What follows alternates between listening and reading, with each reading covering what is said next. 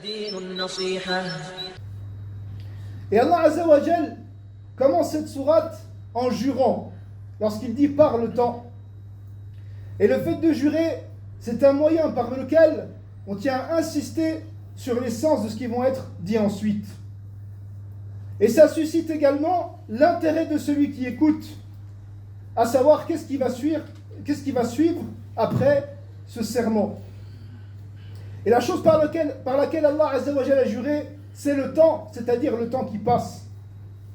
Et Allah Azza wa Jal a juré par le temps qui passe, car cela est une preuve de sa puissance, de sa sagesse et de sa science. Regardez comme les choses évoluent et changent avec le temps. Regardez combien de signes sont apparents avec le temps qui passe. Et le temps est lié aux œuvres. Et les œuvres sont une des causes qui nous font rentrer au paradis ou en enfer. Cela nous montre la grande importance des œuvres dans cette vie de ce bas monde. Et quelle est la chose à propos de laquelle Allah Azza wa Jal jure? Il jure par, certes l'être humain est dans la perdition.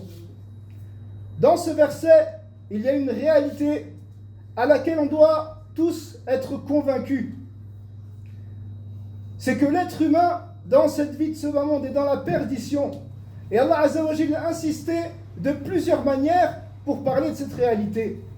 Et on peut comparer cette perdition à celui qui se retrouve seul face à un lion qui est affamé. Allah Azza wa Jal, il affirme cette réalité tout d'abord par sa parole. Et Allah Azza wa Jal dit la vérité et il est la vérité, tabaraka wa ta'ala.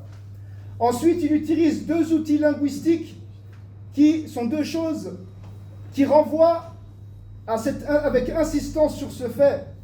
Inna, ça c'est des choses de langue arabe, inna et le lam, qui sont deux outils linguistiques donc qui vont affirmer une chose. Et ensuite Allah Azza wa Jal a juré.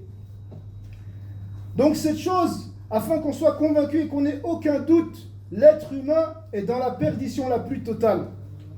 Et ensuite Allah Azza wa Jal, il a cité une exception lorsqu'il dit sauf ceux qui ont cru, qui ont fait les bonnes œuvres, qui s'enjoignent mutuellement la vérité et qui s'enjoignent mutuellement la patience.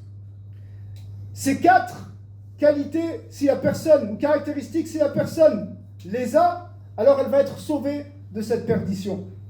Le fait de croire, c'est le fait de croire en Allah et de tout ce que le musulman est obligé de croire.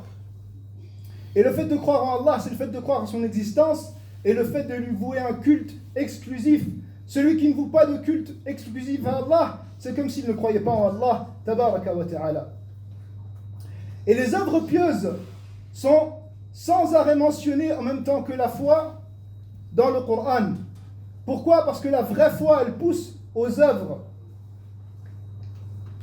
Quant à celui qui n'a pas ces caractéristiques-là, alors c'est comme s'il suivait un autre chemin que le chemin droit, c'est comme s'il suivait le chemin tracé par Shaitan. Car le seul but de Shaitan dans cette vie de ce bas monde, c'est de nous faire suivre un autre chemin que celui d'Allah, que celui qu'Allah Azza wa Jal a choisi pour ses serviteurs. Allah Azza wa Jal dit dans son livre: or, quiconque prend Satan pour allié en dehors d'Allah est manifestement perdu.